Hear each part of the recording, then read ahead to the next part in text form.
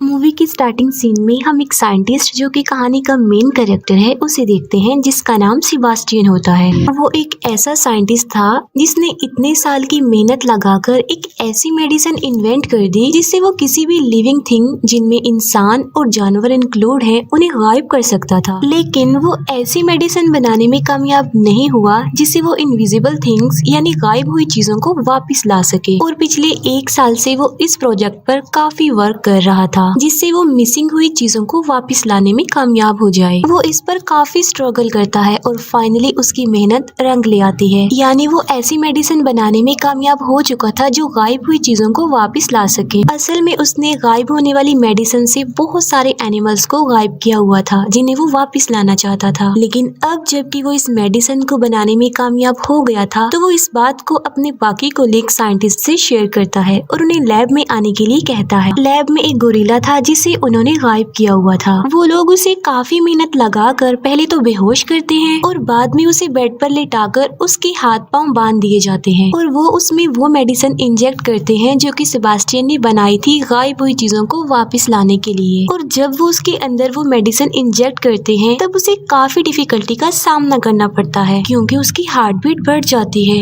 और उस गोरिल्ला की हालत देखकर ऐसा लग रहा था कि अब वो नहीं बच पाएगा। लेकिन वो उसको बचाने की काफी कोशिश करते हैं, उसके हार्ट को शॉक देते हैं जिससे इस गोरिल्ला की हार्ट बीट नॉर्मल होने लगती है और आहिस्ता आहिस्ता उसकी सारी बॉडी स्टेबल हो रही थी और गोरिल्ला पूरी तरह अपनी बॉडी में वापस आ जाता है। अब क्योंकि वो ऐसा करने में कामयाब हो जाते हैं तो वो सब काफी खुश हो जाते हैं क्योंकि उनके इन्वेंट, उनके एक्सपेरिमेंट्स कामयाब जो हो गए थे। फिर यहाँ पर हमें ये पता चलता है कि सारे एक्सपेरिमेंट्स मिलिट्री के लिए हो रहे थे और उन लोगों की मिलिट्री के साथ एक मीटिंग होती है जिसमें सेबास्टियन ये झूठ बोल देता है कि अभी तक उसने कोई सक्सेस हासिल नहीं की है और वो कामयाब होने के लिए और मजीद टाइम मांगता है। तब मिलिट्री उसे कहती है कि तुम तो पहले ही बहुत टाइम ले चुके हो और अगर तुमने जल्दी से कोई रिजल्ट नहीं दिया तो हम तुम्हारे रिप्लेसमेंट में किसी और को ले आएंगे। और जब वो लोग बाहर आते हैं तब सेबास्टियन के साथी, जिसमें लड़की का नाम लिंडा और लड़के का नाम मैथ्यू होता है, वो उससे पूछते हैं कि तुमने मीटिंग में झूठ क्यों बोला कि तुमने सक्सेस हासिल नहीं की जबकि तुम तो सक्सेस हासिल कर चुके हो। वो कहता है इसलिए क्योंकि मैं इस मेडिसिन को किसी इंसान पर चेक करना चाहता हूँ, टेस्ट करना चाहता हूँ। और वो इंसान कोई और नहीं बल्कि वो खुद था,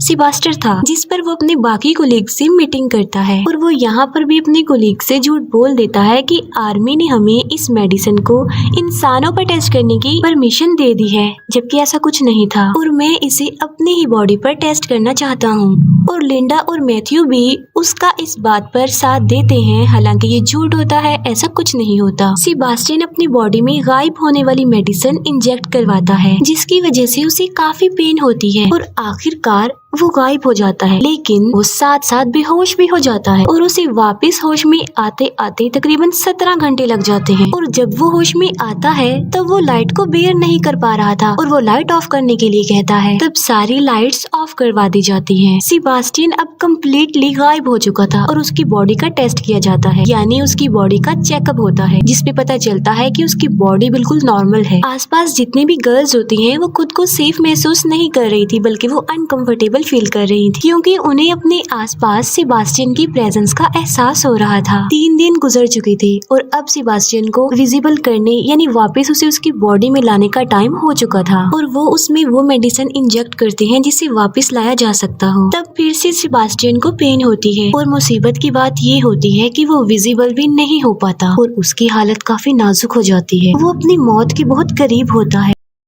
अब क्योंकि उनके पास और कोई रास्ता नहीं होता तो वो सेबास्टियन को एक मास्क पहना देते हैं ताकि वो सब उसे देख सके और इस बात को लेकर सेबास्टियन काफी गुस्सा हो जाता है और उसकी मैथ्यू से बहस हो जाती है। वो उस पर शाउट करता है कि 10 दिन में जितनी तुमने मुझे पेन दी है, जितना लाइट में जलाया है, उसकी पेन सिर्फ मैं ही महसूस कर सकता हूँ। अब क्योंकि सेबास्टियन विजिबल नहीं हो पा रहा था तब उसकी मेंटल स्टेट भी खराब हो रही थी। इतने दिन से वो इनविजिबल था और काफी परेशान था जिसकी वजह से वो यहाँ से जाना चाहता चाहता था। और एक दिन तंग आकर सेबास्टियन लैब से बाहर चला जाता है और सीधा अपने घर आ जाता है। घर आकर वो अपनी नेबरहुड की एक लड़की को देखता है जिस पर वो पिछले कुछ अरसा से नजर रख रहा था। सेबास्टियन अपना मास्क उतार देता है और उस लड़की के घर की डोरबेल बजाता है और जब वो दरवाजा खोलकर देखती है तब वहाँ पर कोई भी नहीं होता क्योंकि सेबास्टियन इनविजिबल जो था और वो उसके घर में घुस जाता है। लिंडा सेबास्टियन के घर आती है और वो देखती है कि वहाँ पर उसका मास्क पड़ा हुआ है जिसे देखकर वो डर जाती है। लिंडा वापस लैब में आती है और अपने बाकी कोलीग से वो मीटिंग करती है कि सेबास्टियन हमारे लिए किसी खतरे से खाली नहीं है क्योंकि वो मास्क के बगैर घूम रहा था और इनविजिबल भी था। और तभी वहाँ पर सेबास्टियन आ जाता है। लिंडा उसे वार्न करते हुए कहती है कि अगर तुमने आज के बाद ऐसा किया तो वो मिलिट्री को तुम्हारी शिकायत कर देगी। तब सेबास्टियन लिंडा की इस बात पर एग्री हो जाता है, लेकिन अभी भी सबके दिल में डर था क्योंकि सेबास्टियन दिमागी तौर पर काफी अजीब था और वो ये डिसाइड करते हैं कि वो हर वक्त सेबास्टियन पर नजर रखेंगे। हालांकि सेबास्टियन इनविजिबल होता है लेकिन उस लैब में एक ऐसा कैमरा था जो उसे इनविजिबल होने के बावजूद भी देख सकता था और इस बात का सेबास्टियन को भी पता था कि उस पर नजर रखी जा रही है, जिसकी वजह से अब वो इस लैब से बाहर नहीं जा सकता और इसीलिए वो कैमरा की सेटिंग को खराब करके पिछली कोई रिकॉर्डिंग प्ले कर देता है जिससे सबको ये लगे कि वो अभी भी लैब में है। और ऐसा करके वो लैब से बाहर चला जाता है और वो सीधा लिंडा के घर जाता है और वहाँ जाके उसे पता चलता है कि लिंडा और मैथ्यू रिलेशनशिप में है, जिस पर उसे काफी गुस्सा आता है क्योंकि वो लिंडा को लाइक करता था और गुस्से में आकर वो उसके घर की विंडो का ग्लास तोड़ देता है। और लिंडा जब बाहर देखती है तब वहाँ पर कोई नहीं होता। तब उसे डाउट होता है कि कहीं ये सेबास्टियन तो नहीं है और ये बात कंफर्म करने के लिए वो लैब में कॉल करती है और लैब में जो आदमी होता है वो लिंडा को बताता है कि सेबास्टियन यहीं पर है क्योंकि अभी भी वहाँ पर वो पुरानी वीडियो फुटेज चल रही थी जब सेबास्टियन बेड पर लेटा हुआ था, जिसकी वजह से वो समझता है कि सेबास्टियन वहीं पर है लेकिन वो वहाँ पर नहीं होता। सेबास्टियन जब लैब में वापस आता है तब उसे काफी गुस्सा आया होता है और वहाँ पर वो एक डॉग को मार डालता है। नेक्स्ट डे जब एनिमल डॉक्टर जानवरों को खाना देने आती है तब वो देखती है कि वो डॉग मरा हुआ है और वो इस बारे में सेबास्टियन से पूछती है कि कहीं ये तुमने तो नहीं किया, जिस पर सेबास्टियन उसे कहता है कि मैं इस बारे में कुछ नहीं जानता। तब कंफर्म करने के लिए वो सारे वीडियो फुटेजेस चेक करती है लेकिन उसे कुछ भी पता नहीं चल पाता। रात को फिर से सेबास्टियन लिंडा के घर पर जाता है और वहाँ पर लिंडा को सेबास्टियन की प्रेजेंस का एहसास होता है और उसे शक होता है कि वहाँ पर जरूर कोई ना कोई है और इस बार वो खुद लैब जाकर चेक करती है। तब उसे पता चल जाता है कि सेबास्टियन ने उन्हें पागल बनाने की कोशिश की है क्योंकि वहाँ पर सेबास्टियन होता ही नहीं है। तब वो डिसाइड करती है कि ये बात वो अपने सीनियर डॉक्टर को बता देगी। तब लिंडा और मैथ्यू उस सीनियर डॉक्टर के पास जाते हैं और उन्हें सब कुछ बता देते हैं। ये बात सुनकर उस डॉक्टर को काफी गुस्सा आता है और वो लिंडा और मैथ्यू को इस प्रोजेक्ट से हटा देते हैं। उन दोनों के जाते ही वो सीनियर डॉक्टर इस बात को अपने बाकी साथियों को भी बताने लगे थे लेकिन वो फोन डेड हो गया था और तभी वहाँ पर सेबास्टियन पहुँच जाता है और सीनियर डॉक्टर को पानी में डुबोकर मार डालता है। नेक्स्ट मॉर्निंग सेबास्टियन वापस लैब में आ जाता है। लिंडा और मैथ्यू उस सीनियर डॉक्टर की कॉल का वेट कर रहे थे क्योंकि आज उनकी मीटिंग थी। अब क्योंकि वो सीनियर डॉक्टर मर चुका था तो उसकी कोई भी कॉल नहीं आती। तब चेक करने के लिए लिंडा उस डॉक्टर के घर पर कॉल करती है। तब उसे पता चलता है कि डॉक्टर की पानी में डूबने की वजह से डेथ हो गई है। तब लिंडा डिसाइड करती है कि वो इस प्रोजेक्ट के बारे में सबको बता देगी क्योंकि सेबास्टियन की रियलिटी यानी कि वो इनविजिबल है ये सिर्फ वही लोग जानते थे जो लैब में थे, बाकी और किसी को भी इस बारे में कुछ नहीं पता था। और जब वो कॉल मिलाती है तब उसका फोन भी डेड हो चुका था और तब वो वहाँ से बाहर निकलने की कोशिश करते हैं लेकिन कोई भी डोर ओपन नहीं हो रहा था क्योंकि सेबास्टियन ने सब डोर्स के कोड इनएक्टिव कर दिए थे और वहाँ पर सिर्फ सेबास्टियन का कोड ही एक्टिवेट हो रहा था। वो लोग डिसाइड करते हैं कि कुछ भी हो जाए वो सेबास्टियन को पकड़ के ही रहेंगे क्योंकि अभी भी वो उसी लैब में ही था। उनमें से एक लड़की जिसका लैब में कुछ रह गया था और जब वो वापिस उसे लेने जाती है तब सेबास्टियन उसे मार डालता है। उन लोगों को पता चल चुका था कि सेबास्टियन उन्हें एक एक करके मार डालेगा क्योंकि वो नहीं चाहता था कि किसी को भी उसकी रियलिटी पता चले कि वो इनविजिबल है। लैब में एक ट्रेसर की हेल्प लेकर वो सेबास्टियन की लोकेशन ढूंढ लेते हैं और वहाँ पर उसे पकड़ने के लिए दो लोग जाते हैं। एक तो मैथ्यू होता है और दूसरा उसका फ्रेंड होता है। वहाँ पर सेबास्टियन मैथ्यू के फ्रेंड को इंजर्ड कर देता है। मैथ्यू सेबास्टियन पर फायरिंग भी करता है लेकिन उसे कुछ भी नहीं होता और वहाँ पर उसके शैडोज नजर आने लगते हैं और वो वहाँ से भाग जाता है। मैथ्यू के फ्रेंड का काफी खून बह चुका था और उसे ब्लड की जरूरत थी। तब लिंडा की फ्रेंड ब्लड लेने जाती है और वहाँ पर सेबेस्टियन भी पहुँच जाता है और वो उस लड़की को मार डालता है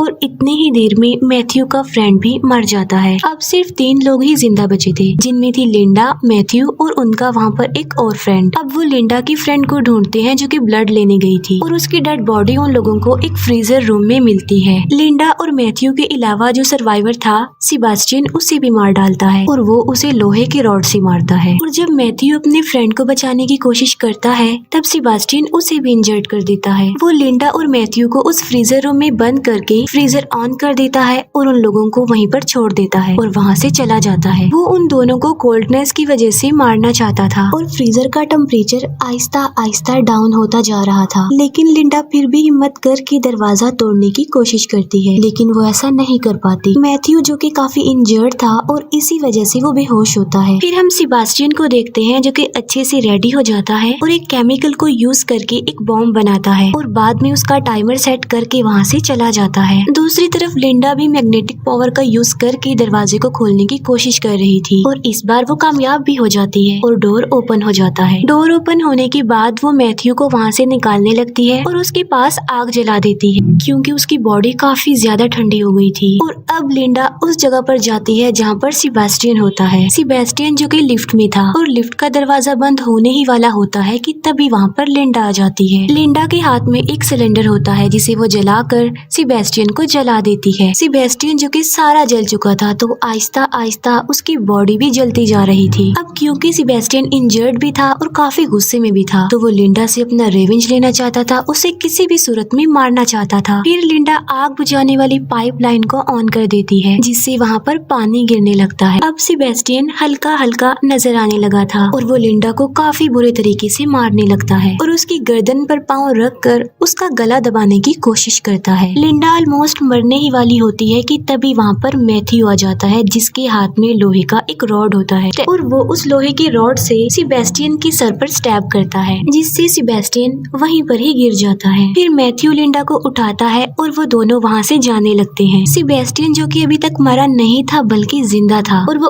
उसी रॉड को उठा लेता है और वो उस रॉड से मैथ्यू को मारने ही वाला होता है कि मैथ्यू को पता चल जाता है। तब मैथ्यू सेबेस्टियन को धक्का दे देता है और वो रॉड इलेक्ट्रिक वायर से टकरा जाता है और करंट सेबेस्टियन की पूरी बॉडी में फैल जाता है जिसकी वजह से सेबेस्टियन वहीं पर गिरकर बेहोश हो जाता है। फिर लिंडा और मैथ्यू उस जगह पर जाते हैं जहाँ पर सेबेस्टियन ने वो बॉम्ब सेटअप किया हुआ था।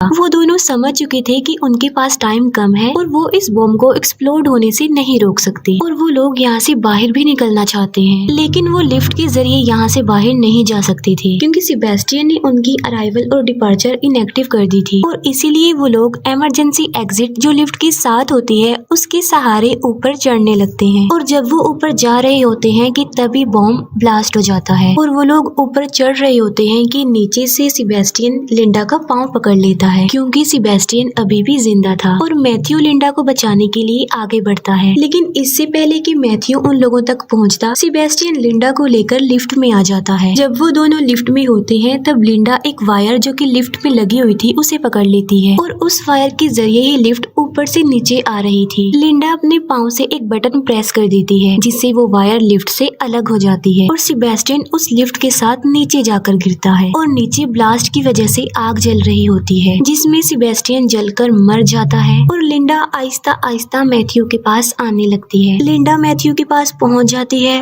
और वो दोनों बच जाते हैं और खुश होते हैं और इसके साथ ही ये मूवी यहीं पर एंड हो जाती है।